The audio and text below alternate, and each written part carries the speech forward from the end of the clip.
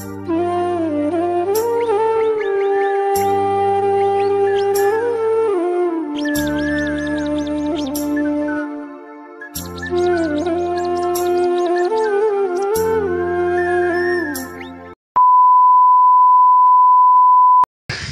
Everyone, welcome back to my channel Priyanka official. আশা করছি তোমরা সবাই খুব ভালো আছো, সুস্থ আছো। আমরাও মোটামুটি ভালো আছি আর সুস্থ আছি। এদিকে কিন্তু এই যে বাবা আর বেটু মিলে কিন্তু খেলা শুরু করে দিয়েছে। এই যে ওকে কিন্তু এই ধুতি টাইপের মতো কি পরাচ্ছে, ওরই একটা ওই মাস্ক টাইপের, মানে মুখে ঢাকা দেয় রোদ লাগলে। তো এটাই কিন্তু ওকে এই যে শাড়ির মতো করে, ধুতির মতো করে, লুঙ্গি করে পরাচ্ছে। আর বেটু খুব ইন্টারেস্ট এই সমস্ত, বাচ্চা মানুষরা তো হবেই আর কি। তো যাই হোক, আমি কিন্তু এদিকে ব্রেকফাস্ট বানাতে চলে গিয়েছিলাম। আজকে বানাবো ওই বাটার দিয়ে ব্রেড আর চা। কিন্তু মানে এটাই বেশিরভাগ টাইম এখন হচ্ছে সকাল টাইমে, যেহেতু এখানে মানে মুড়িটা খুব একটা ভালো টেস্ট নয়, তো সেই জন্য এইরকমভাবেই খেতে হচ্ছে। কোনোদিন হয়তো চাউমিন বানানো হয়, কোনোদিন ম্যাগি, কোনোদিন পরোটা বা রুটি ফুটি এইসব করতে হয়। তো আজকে কিন্তু এই দেখো কত মশাই বললো খাওয়া দাওয়া করে নেবে, দিয়ে তুমি 10টার দিকে কিন্তু রেডি হয়ে একবার চলে যাবে, কারণ ক্যান্টিন যাব আর অনেকগুলো জিনিসপত্র নিয়ে আসতে হবে, যেমন মানে সাবান, শ্যাম্পু যেগুলো নেই আর কি, সেই জিনিসগুলো কিন্তু নিয়ে আসতে হবে। আর এই ভিডিওগুলো কিন্তু অনেকদিন আগে, মানে যখন আমরা প্রথম কোয়ার্টারে এসেছিলাম, ঠিক তখন ওই 4-5 দিন ভিডিও কিন্তু তোমাদের সাথে শেয়ার করছি। আর মানে কি বলবো, মানে যেহেতু এখন কত মশাই নেই, তাই পুরানো ভিডিওগুলো দেখলাম আছে যখন, তাই ভাবলাম তোমাদের সাথে শেয়ার করে দিই। আর এইগুলো তো একটা স্মৃতি, মানে অবশ্যই মেনটেন করবে। আর হয়তো কয়েকটা দিন আমি ওই কোয়ার্টারে আছি, আমরা আছি, তারপরে তো চলেই যাব। তারপরে তো আর একসাথে থাকার সুযোগ হবে কি না সেটাও জানি না। অনেক কিছু ব্যাপার আছে আর কি। দেখা যাক ভগবান কি চাই। আমরা তো চাইলে তো সবটা হয় না, কারণ সব মেয়েরা, বিবাহিত মেয়েরা সবসময় চাই যে তার স্বামীর কাছে থাকতে আর কি।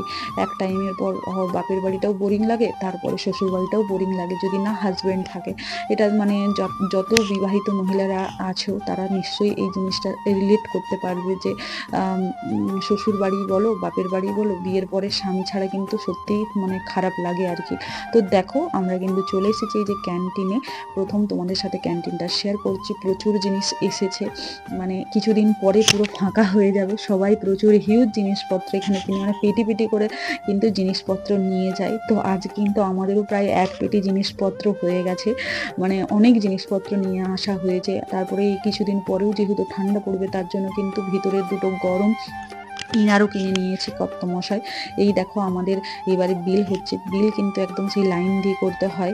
আর মানে কি বলবো, প্রচণ্ড ভিড় হয়, মানে প্রচুর ভিড় হয়, প্রচুর। মানে আমি তারপর থেকে আর যাইনি ক্যান্টিনে।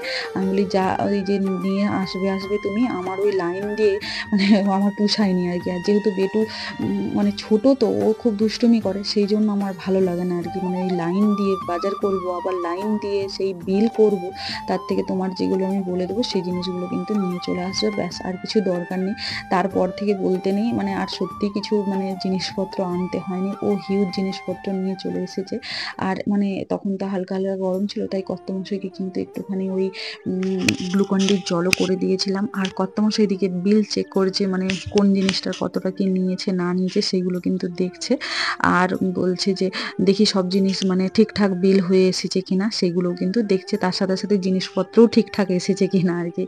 তো এই দিকে দেখো, এগুলো হচ্ছে কি ডাল বড়া বলে, সেগুলো কিন্তু নিয়ে এসেছিল। আমি কিন্তু ওই মানে গিয়েছিলাম, তারপরে কিন্তু আমি চলেও এসেছি, মানে বেটু যেহেতু ঘুমোচ্ছিল তো তার জন্য। আর মানে কি বলবো, মানে প্রচণ্ড গরম লাগছে আর কি। এখন তো ওয়েদার অনেকটা চেঞ্জ হয়ে গেছে, তখন তো প্রচুর রোদ দিয়েছে। তো এখন জামা কাপড় দেখেই তোমরা বুঝতে পারবে যে গরম আছে আর কি। আর যখন শীত পড়বে তখন টুপি, সোয়েটার, মোজা পরা দেখলেই বুঝতে পারবে যে প্রচুর ঠান্ডা।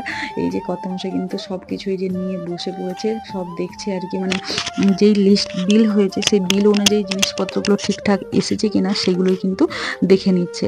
আর আমি বলেছিলাম যে তুমি না মানে ইনস্ট্যান্ট বানানো যাবে সেরকম কিন্তু খাবার নিয়ে আসবে। এই দেখো চকোস নিয়ে এসছে, এটা দুধ গরম করে চকোসটা দিয়ে দিলেই মোটামুটি মানে হয়ে যাবে আর কি ইনস্ট্যান্ট। মানে সবসময় তো সকাল টাইমে মানে হয় না যে বাচ্চাকে রাত্রিবেলা, মানে ও তো একটুখানি রাত্রিবেলা কখনো উঠে কান্নাকাটি করে, ঠিকঠাক হয়তো ঘুম হয় না, সকালবেলা হয়তো উঠে আমি ব্রেকফাস্ট বানাতে পারলাম না, সেই জন্য কিন্তু এমন কিছু নিয়ে আসবে সেটা তুমিও খেয়ে যেতে পারবে, বা আমিও ঘুম থেকে উঠে ব্রাশ টাশ করে কিন্তু খেয়ে নিতে পারবো।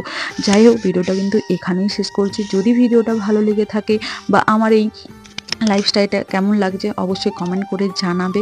আর সবাই ভালো থাকবে, সুস্থ থাকবে। আর আমার ভিডিও কিন্তু অবশ্যই দেখবে আর কমেন্ট করবে। বাই সবাইকে।